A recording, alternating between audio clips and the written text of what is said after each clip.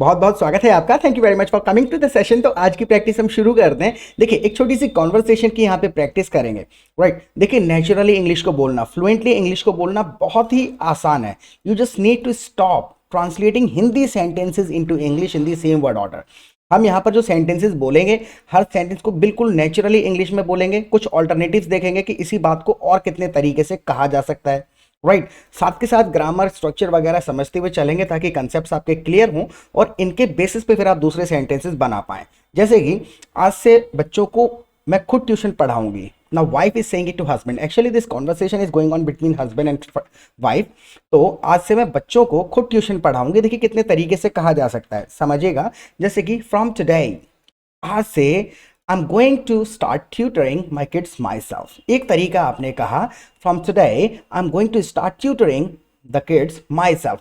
I'm going to start tutoring the kids myself। पता है क्यों कहा गया है? बिकॉज एक माइंड में एक लॉजिक है कि ये काम अब मैं कंटिन्यूअस बेसिस पे करूंगी, तो ट्यूटर के साथ आईएनजी लगा दिया। ट्यूटर का मतलब होता है जो हम पढ़ाई लिखाई वाली चीजें पढ़ाते हैं ना बच्चों को, we tutor them. Right, teach का मतलब भी होता है पढ़ाना, लेकिन टीच एक्चुअल में एक स्पेसिफिक वर्ड है कि जब हम किसी को कोई लेसन दे रहे हैं। Right, so don't teach me, यानी लेसन हो गया। तो जो रेगुलर बेसिस पे पढ़ाई लिखाई होती है वो एक्चुअल में ट्यूटर होता है। राइट, सो फ्रॉम टुडे, अब यहाँ पर कह दिया आज से, from today I am going to start tutoring the kids myself. अपने आप पढ़ाऊंगी। अब ये फ्रॉम टुडे जो है, इसको कहने के कई सारे तरीके हैं। Starting today I am going to start tutoring the kids myself. Starting today आपने कह दिया। एक और तरीके से आप कह सकते हैं, आपने कह दिया फ्रॉम टुडे ऑनवर्ड्स।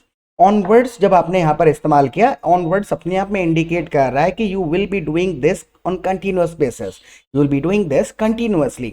तो ऑनवर्ड्स का मतलब हुआ जब से भी स्टार्ट होगा उसके बाद कंटिन्यूअसली आगे तक होता चला जाएगा। So from today I am going to start tutoring the kids myself, यानी कि मैं आज से रेगुलरली अपने बच्चों को खुद से पढ़ाऊंगी। अब देखिए यहाँ पर जो है फ्रॉम टुडे ऑनवर्ड्स, यहाँ से आप चाहें तो फ्रॉम हटा भी सकते हैं। आप सिंपल इतना कह सकते हैं, today onwards I am going to start tutoring the kids myself. I hope समझ में आया होगा कि जब भी काम आप स्टार्ट करेंगे, अब यहाँ पर हमने टुडे टुडे जब इस्तेमाल किया है, अब अगर मेरे को कोई काम कहना पड़े कल से करूँगा, तो फ्रॉम टुमारो, स्टार्टिंग टुमारो, या फिर टुमारो ऑनवर्ड्स। ऑनवर्ड्स स्पेसिफिकली आप ऐसी कंडीशन में इस्तेमाल कर लेंगे जब उस काम को आप ये इंडिकेट करना चाहते हैं कि रेगुलर बेसिस पे मैं करूंगा। आई होप समझ में आया होगा आपको। तो जब काम स्टार्ट करेंगे तो ये तीन चीज़ें आप कह सकते हैं। Now look at the next sentence. क्यों ट्यूशन वाली मैडम से क्या दिक्कत है? Now husband is asking this question कि ट्यूशन वाली मैडम से क्या दिक्कत है। अब देखिए यहाँ प्रॉब्लम क्या आ जाती है कि हम सारे के सारे शब्द इस्तेमाल करने लग जाते हैं इंग्लिश में या किसी भी भाषा में, घुमा फिरा के बात को बोलना पड़ता है। मान के चलिए एक सेंटेंस का मैं आपको एग्जांपल देता हूँ, बोर मत होइएगा। राइट, देखिए अगर मैं ये कहूँ बच्चे की चप्पल छोटी हो गई है। राइट, अब इस प्रकार का सेंटेंस हिंदी का लहजा है, ये लिटरल वर्ड ऑर्डर को इस्तेमाल करने की जरूरत क्या है? अगर ट्रांसलेशन पता है तो बहुत अच्छी बात है। मैं कह सकता हूँ the child has outgrown, the child has outgrown his slippers, यानी कि इसकी चप्पल छोटी हो गई, एक लिटरल ट्रांसलेशन हो गया। लेकिन अगर बात कर रहे हैं तो मैं सिंपल इतना भी कह सकता हूं, his slippers don't fit him now, his slippers don't fit him now. तो बात को घुमा फिरा के आपको बोलना ही पड़ेगा। 10 या 20% सेंटेंसेज हैं जो लिटरल ट्रांसलेशन मिल जाएगा। राइट, तो जो भी आप बताना चाह रहे हैं फीलिंग को समझिए और उस बात को घुमा फिरा के पहुंचाने की कोशिश करिए, आपको खुद से पता चलेगा कितना इजी है। जैसे ऑल्टरनेट देखिएगा, ट्यूशन वाली मैडम से क्या दिक्कत हो गई? हो चुकी है, चुका चुकी, रहा रही के चक्कर में नहीं पढ़ना है। What's wrong with the tutor, what's wrong with the tutor. आपने इस तरीके से पूछ लिया क्या दिक्कत है। अब इसको और स्पेसिफिक करके पूछ सकते हैं, why, what's the problem with the tutor. अब तुम्हें ट्यूशन वाली मैडम से क्या दिक्कत हो गई, so what's your problem with the tutor. Right, तो कुछ लहजा जब हमको याद हो जाएगा सेंटेंसेस का, तो उसमें हम कुछ एक एक्स्ट्रा वर्ड अपनी तरफ से जोड़ते चले जाएंगे। So what's your problem with the tutor, tutor से आपको क्या प्रॉब्लम हो गई? ट्यूशन वाली मैडम की ट्रांसलेशन नहीं ढूंढनी है। राइट, वो अंग्रेजी बोलने का अलग तरीका है, अंग्रेज इतने शब्द इस्तेमाल ही नहीं करता है। अंग्रेज अगर वाकई ही कहेगा कि भैया ट्यूशन वाली मैडम से क्या प्रॉब्लम हो गई, इतना ही कह देगा what's wrong with the tutor, या फिर what's your problem with the tutor. Right, वो नहीं कहेगा ट्यूशन वाली मैडम से क्या प्रॉब्लम हो गई, वो यूज़ नहीं करेगा लेडी। Getting my point? तो बहुत सिंपल तरीके से, जैसे कि अब वो बच्चों को उतना ध्यान से नहीं पढ़ाती जितना पहले पढ़ाती थी। अब वो बच्चों को उतना ध्यान से नहीं पढ़ाती हैं जितना पहले पढ़ाती थी। देखिए मैं आदत से मजबूर हूँ, 1 मिनट लूँगा आपका, प्लीज़ स्किप मत करिएगा इस पार्ट को। अगर आप चैनल पे पहली बार आए हैं तो प्लीज़ चैनल को सब्सक्राइब कर लीजिएगा, क्योंकि रोज़ाना लगभग एक वीडियो अपलोड करते हैं। और नोटिफिकेशन बेल आइकन को साथ में दबा दीजिएगा, जैसी वीडियो अपलोड होगा आपको नोटिफिकेशन मिल जाया करेगा। और दूसरा, आप हमारी लाइव क्लासेस अटेंड कर सकते हैं। देखिए लाइव क्लासेस के दो सबसे बड़े फ़ायदे ये हैं कि सबसे पहले तो हम आपको अपने प्रैक्टिस ग्रुप में ज्वाइन कर लेंगे, जहाँ पे आप दूसरे पार्टिसिपेंट्स के साथ 200-300 पार्टिसिपेंट्स होते हैं ग्रुप में, उनके साथ आप कॉन्वर्सेशन कर सकते हैं, प्रैक्टिस कर सकते हैं जितनी चाहे उतनी।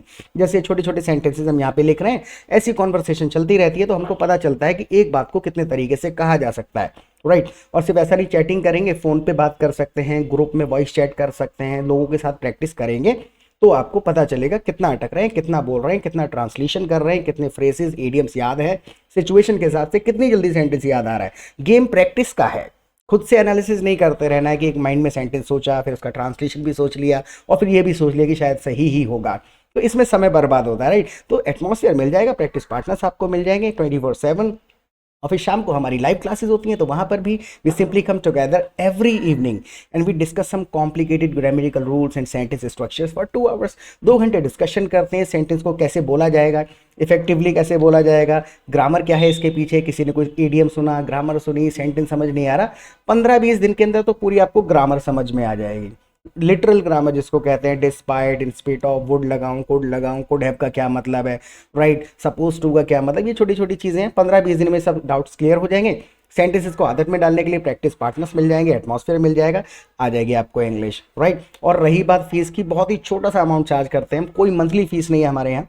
एक बार छोटा सा रजिस्ट्रेशन अमाउंट आपको पे करना है, उसके बाद जब तक आप इंग्लिश में फ्लुएंट नहीं हो जाते तब तक आप हमारे ग्रुप में प्रैक्टिस कर सकते हैं, लाइव क्लासेस अटेंड कर सकते हैं unlimited, right. So most welcome है, आप लाइव क्लासेस में ज़रूर आइएगा। And let's get back to it now कि अब वो बच्चों को उतना ध्यान से नहीं पढ़ाती जितना पहले पढ़ाती थी।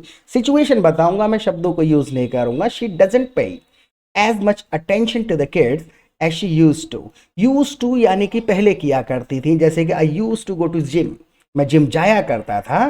सो she doesn't pay as much attention to the kids as she use to, जितना वो किया करती थी। एक स्ट्रक्चर हमको याद हो गया, आप जो भी काम किया करता था, किया जाता था, तो यूज टू है, राइट। तो उतना अटेंशन पे किया करती थी। She doesn't pay as much attention to the kids as she use to, एक तरीके से आपने बताया। अब दूसरी चीज, इसी बात को एक दूसरे लहजे में कहा जा सकता है, she doesn't pay as much attention to the kids as she did before, जितना वो पहले करती थी। ये डिड जब हमने कहा एज शी डिड बिफोर, इसका मतलब ये नहीं किया था, करती थी रेगुलरली भी, तो आप इसको सुन के समझ में आएगा कि यहाँ पे डिड का भी मतलब वही है, रेगुलर बेसिस पे वो किया करती थी। She doesn't pay as much attention to the kids as she did earlier, जितना वो पहले किया करती थी। एक तीसरे तरीके से भी बोल सकते हैं। तो ये सिर्फ सेंटेंसेज नहीं है, ट्राई टू अंडरस्टैंड, ये सेंटेंसेज नहीं है, इन्हीं के बेसिस पर 300 करीबन स्ट्रक्चर्स होते हैं, सिचुएशंस होती हैं। 300 ऐसे स्ट्रक्चर्स आपने मास्टर कर लिए तो पूरी इंग्लिश आपको आ गई, फिर कुछ बचा नहीं सीखने के लिए। इन्हीं के बेसिस पे सारी बातें बनती चली जाएंगी। जैसे कि she doesn't focus on the kids as much as she used to. On, focus की जब हम बात करेंगे तो ऑन का इस्तेमाल करेंगे, अटेंशन करेंगे तो टू द किड्स कहेंगे। तो ये छोटे छोटे प्रीपोजिशंस कैसे समझ में आएंगे, सिर्फ सुनने पड़ेंगे सेंटेंसेस, 10-12 सेंटेंसेस सुन लेंगे तो आपको समझ में आ जाएगा। यार फोकस के साथ ऑन की साउंड की आदत हो जाती है, तो प्रैक्टिस नहीं करेंगे तो भूल जाएंगे, right. So she doesn't focus on the kids as much as she used to, या फिर she doesn't focus on the kids as much as she did before. घुमा फिरा के वही टुकड़े टुकड़े अदल बदल के यूज होते रहते हैं। सो तुम तो सारा दिन घर के काम में लगी रहती हो, बच्चों को कब पढ़ाओगी? तुम तो सारा दिन घर के काम में लगी रहती हो, बच्चों को कब पढ़ाओगी? बच्चों बिजी, आप बिजी रहती हो, यू आर बिजी, यानी कि आप कंटिन्यूस बेसिस पे बिजी रहती हो। कहा जा सकता है you keep busy, right. So but you are busy with house work all day, पूरा दिन रहती हो busy, but you busy with your household chores all day. सारे शब्द यूज भी किए जा सकते हैं, लेकिन नॉर्मल, ये बहुत कैजुअल तरीका है कहने का, बहुत ज़्यादा कॉमन तरीका है। But you busy with your house work all day, पूरा दिन तो तुम बिजी रहती हो। When will you find the time to teach them, when will you find the time to teach them, या फिर how will you find the time to teach them. So you are busy with house work all day, when will you find the time to teach them, उनको पढ़ाने का time कब मिलेगा आपको, right. Now when will you find the time की जगह आप कह दो when will you get the time. तो जब स्ट्रक्चर याद हो जाएगा तो ये शब्द बदले जा सकते हैं, राइट। एक दूसरे तरीके से बोल करके देखिए, but you keep busy whole day, all day कहाँ वहां पर, ऑल डे का मतलब भी है पूरे दिन, but you keep busy the whole day, यहाँ पर दा लगा लीजिए, थोड़ा सा जरूरी हो जाता है। So but you keep busy the whole day, right. When will you find the time to teach them, तो ऑल डे होल डे दोनों का मतलब वही है, थोड़ा सब्टल सा डिफरेंस है, लेकिन इतना बड़ा डिफरेंस नहीं है कि सेंटेंस का मीनिंग बदल जाए, राइट। अब वो सब्टल सा डिफरेंस कैसे समझ में आएगा, अलग अलग सिचुएशन में सेंटेंसेस सुनेंगे, समझ में आ जाएगा। Look at the next sentence, मैं दोपहर को थोड़ा समय निकाल लूंगी, मैं दोपहर को थोड़ा समय निकाल लूंगी, बिल्कुल सिंपल है। I make some time in the afternoon, I make some time, I will free up some time, I find some time, तीनों का मतलब है निकालना। देखिए लिख करके देखते हैं, I free up some time, I free up some time in the afternoon, यानी कि दोपहर को थोड़ा समय निकाल लूंगी, या फिर एक और तरीके से कह दीजिए, I find some time, I find some time in the afternoon, या फिर आप कह दीजिए I find some time in the afternoon, यानी कि थोड़ा समय निकाल लूंगी, I free up some time in the afternoon, I make some time in the afternoon. ये तीनों ऑल्टरनेट्स का एक ही मतलब है कि भैया थोड़ा समय निकाल लूंगी। Getting my point? Now look at the next sentence, ज्यादा जल्दी मत करो, बच्चों के एग्जाम खत्म हो जाने दो, ज्यादा जल्दी मत करो। अब किसी को अगर हमें रोकना है, कोई काम मत करो, जल्दी मत करो, राइट, डोंट रश भी कहा जा सकता है। कह करके देखिए, डोंट रश इनटू दिस, ये अपने आप में एक सेंटेंस हो गया, इस बारे में ज्यादा जल्दी मत करो कि आप बच्चों को छुड़वा रही हो, you are going to start tutoring the kids yourself, खुद पढ़ाने की स्टार्टिंग करने वाली हो, so don't rush into this, ज्यादा जल्दी मत करो, let's wait until the kids exams are over, so don't rush into this, let's wait until the kids exams are over, जब तक बच्चों के एग्जाम्स खत्म हो। अब लहजा समझिएगा, खत्म हो जाने दो और दूसरे सेंटेंस को समझिए, फीलिंग वही है लेकिन लहजा हमको समझना पड़ता है। दूसरे तरीके से बोल करके देखिए, एक और स्ट्रक्चर यूज कर लीजिए यहाँ पर, don't rush into this, let the kids exam get over, exam खत्म हो जाने दो, wait until the kids exams are over, right. Now इतनी अच्छी टीचर यहाँ कहीं नहीं मिलेगी, अब इतनी अच्छी टीचर हमको यहाँ कहीं नहीं मिलेगी। देखिए 4-5 तरीके से कहते हैं सेंटेंस को, अगर आप बोर हो रहे हैं तो स्पीड टैप करिएगा अपने स्क्रीन पे, कहीं भी आपको एक सेटिंग आइकॉन दिखेगा, वहाँ से आप वीडियो की स्पीड कम या ज़्यादा भी कर सकते हैं, व्हाट्सएप पे या कहीं भी शेयर कर लीजिए, पूरा वीडियो देखिएगा। अभी अगर समय नहीं है तो बाद के लिए शेयर करके देख रख लीजिएगा, राइट। सो इतनी अच्छी टीचर यहाँ कहीं नहीं मिलेगी, so you won't find a better teacher than her around here, around here मतलब यहाँ आसपास, so you won't find a better teacher than her around here, एक तरीके से आपने कह दिया उनसे बेहतर टीचर नहीं मिलेगी, you won't find a better teacher than her, उनसे अच्छी, राइट। एक दूसरे तरीके से बोल करके देखिए, ये देन पता है क्यों कह रहे हैं, कंपैरिजन कर रहे हैं, he is taller than me, he is better than me, he is a better teacher than me, मुझसे अच्छा है, राइट। एक दूसरे तरीके से बोल करके देखिए, you won't find such a good teacher around here, यहाँ पर कंपैरिजन कर दिया, यहाँ पर सिर्फ उसी की तारीफ करी है, you won't find such a good teacher around here, इतनी अच्छी टीचर आपको यहाँ नहीं मिलेगी, सच ए गुड टीचर या फिर बेटर टीचर देन हर, दोनों में फर्क समझ में आ रहा होगा। यहाँ पे हमने कंपैरिजन करते का उनसे अच्छी कहीं नहीं मिलेगी, और नीचे वाले में हमने कह दिया इतनी अच्छी कहीं नहीं मिलेगी। ये दो सेंटेंस स्ट्रक्चर्स हो गए आउट ऑफ दोस 300। तो जब आप कंपेयर करेंगे तो बेटर देन, और अगर किसी की स्पेसिफिकली तारीफ करेंगे तो such a good guy, he is such a brilliant guy, right.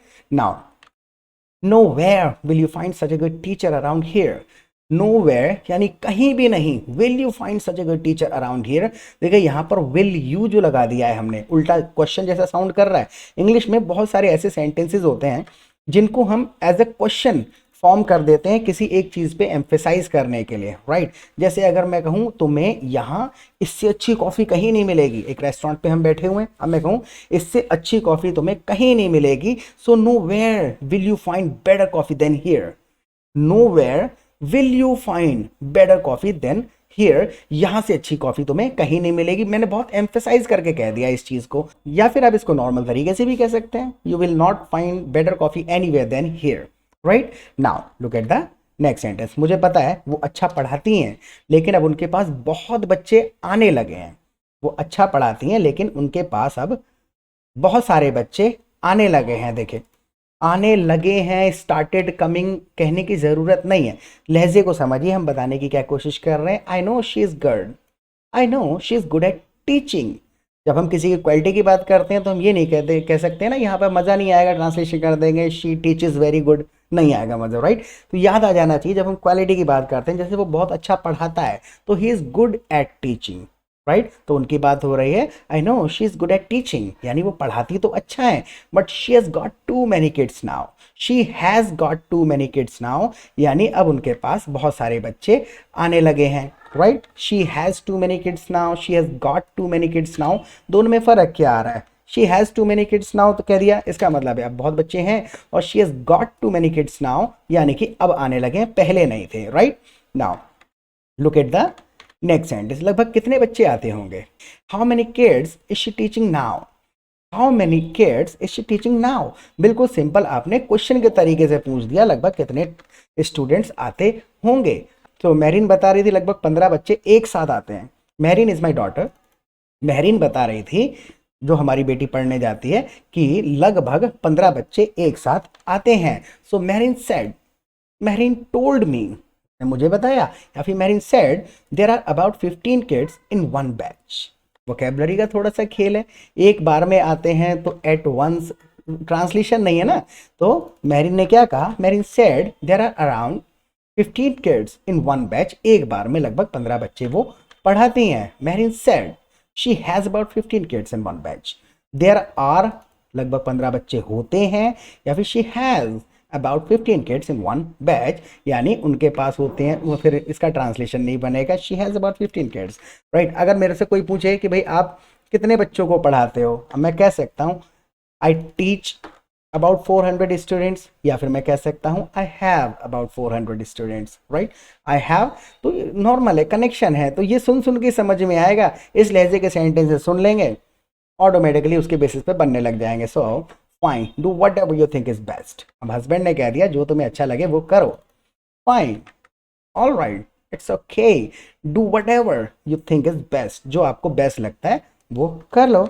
Now Mehreen के मुंह में छाले हो गए, देखिए 3 बीमारियां हैं, 3 बच्चों को 3 बीमारियां हैं, मेहरीन के मुंह में छाले हो गए, बीच वाला जो है उसके कान में दर्द बता रहा है, और सबसे छोटे वाले को 3 लूज मोशन हो गए हैं। अब ये तीनों बीमारियां बताने का तरीका देखिए, मेहरीन के मुंह में छाले हो गए हैं, so Mehreen has mouth sores, Mehreen has mouth sores. इसी चीज को अगर हो गए हैं, होने पे एम्फेसाइज करना है, तो ऊपर वाला सेंटेंस याद करिए, गॉट लगा देंगे, Mehreen has gotten mouth source, mouth के सोर्स हो गए हैं उसको। या फिर बीच वाला कान में दर्द बता रहा है, बीच वाला कौन है? बीच वाला मेहरीन से छोटा वाला, राइट, उसका नाम अयान है, तो बीच वाला कान में दर्द बता रहा है। सो द मिडिल वन, बीच वाला, the middle one is complaining about ear pain, बीच वाला कान में दर्द बता रहा है, the middle one is complaining about ear pain. हम जब कभी भी किसी को दर्द बताते हैं ना, so is complaining about, right. अब ये बता रहा है, सेइंग अबाउट ईयर पेन कह देंगे तो मज़ा नहीं आएगा। तो कुछ sentences, actually English is spoken its own way, अपने तरीके से बोली जाती है, सारे शब्द नहीं ट्रांसलेट किए जा सकते। So the middle one is complaining about ear pain, कान में दर्द बता रहा है, और सबसे छोटे वाले को सुबह से 3 लूज मोशन हो गए हैं, सबसे छोटे वाले को सुबह से 3 लूज मोशन हो गए हैं। So the youngest and the youngest one, यहां पर हम कह देते हैं द यंगेस्ट वन, सबसे छोटा वाला, राइट। द यंगेस्ट से भी बात पता चल रही है, सबसे छोटा, और वन लगा दिया साथ में तो वाला, right. The red one, the green one, the biggest one, जो हम आगे वन लगा रहे हैं इसका मतलब है वाला। So the youngest one has had diarrhea 3 times since morning, the youngest one has had diarrhea 3 times since morning, यानी कि 3 बार से डायरिया का राउंड हो चुका है। देखिए इस चीज को ऐसे ही कहा जाएगा, लूज मोशन वर्ड नहीं यूज करा जाएगा यहाँ पर, right. So the youngest one has had diarrhoea 3 times since morning, या फिर इसको थोड़ा और अच्छे तरीके से, एक और तरीके से बोला जा सकता है, he has had, the youngest one has had 3 episodes of diarrhea since morning, right, यानी 3 बार उसको लूज मोशन हुए हैं। The youngest one has had 3 episodes of diarrhoea since morning, 3 episodes का मतलब हो गया कुल मिलाकर के 3 राउंड, 3 बार ही यूज्ड वॉशरूम, राइट। अब एपिसोड वर्ड का मतलब फिर वो सीरियल वाला एपिसोड नहीं है, एपिसोड का मतलब ही होता है राउंड। नाउ और भी कई सारे मीनिंग हो सकते हैं, वर्ड्स के कोई मीनिंग नहीं होते हैं, मतलब सब बीमार है सिवाय तुम्हारे। Now husband is saying it to wife, कि मतलब इस घर में सब बीमार हैं सिवाय तुम्हारे। So that means everyone is sick except you, everyone, ये जो ऊपर वाला जो कॉमा लगा के एस लगा हुआ है ना, ये आपको कहीं भी देखने को मिले, कई बार हम बता चुके अपने सेशंस में, ऊपर कॉमा लगा के अगर आपको एस मिल रहा है देखने को, इसका मतलब है इज या फिर हैज। आगे की ग्रामर से आपको समझना पड़ता है कि ये इसका मतलब बन के आ रहा है, राइट। ये शॉर्ट में लिख दिया जाता है। यहाँ पर कहने का तात्पर्य ये है कि it means everyone is, right. तो कॉमा लगा दिया गया, so it means everyone is sick except you, यानी तुम्हारे सिवाय सब बीमार हैं। सिक वर्ड थोड़ा सा अगर हैवी लग रहा है, जैसे हल्की हल्की बीमारियां हैं, छाले हैं, कान में दर्द है, पेट में दर्द है, आप ऐसे कह दीजिए everyone is unwell except you. Unwell का मतलब हुआ आपने थोड़ा बीमारी को बहुत गंभीर ना कहते हुए हल्के में कह दिया, तो that means everyone is unwell except you, यानी सिवाय तुम्हारे। Now look at the last sentence, this is last one. तो आप क्या चाहते हो, मैं भी बीमार पड़ जाऊं? अब इसको इसी लहजे में कहना है, आप क्या चाहते हो, मैं भी बीमार पड़ जाऊं? So do you want me to fall sick too? Too इसको लास्ट में ले जाएंगे, so do you want me to fall sick too? आप ये चाहते हो मैं भी बीमार पड़ जाऊं? अब देखिए यहाँ पर कहा फॉल सिक, ये छोटी छोटी चीजें हैं। So do you want me to get sick too? Get थोड़ा कैजुअल वर्जन है, फॉल सिक है किताबों में जो लिखा होता है बहुत formal. So do you want me to get sick too? आप चाहते हो कि मैं भी बीमार पड़ जाऊं? देखिए ये वाला लास्ट है, वो मैं भूल गया था, ये वाला लास्ट सेंटेंस है कि मैं ये चाहता हूं सब ठीक हो जाए। I don't want you to fall sick too. I don't want you to fall sick too. मैं ये नहीं चाहता कि तुम भी बीमार पड़ जाओ, राइट। मैं चाहता हूं कि सब ठीक हो जाए, मैं चाहता हूं सब ठीक हो जाए। बीमारी से जब रिकवर करते हैं कई सारे वर्ड्स कहे जा सकते हैं। I just want everyone to get better.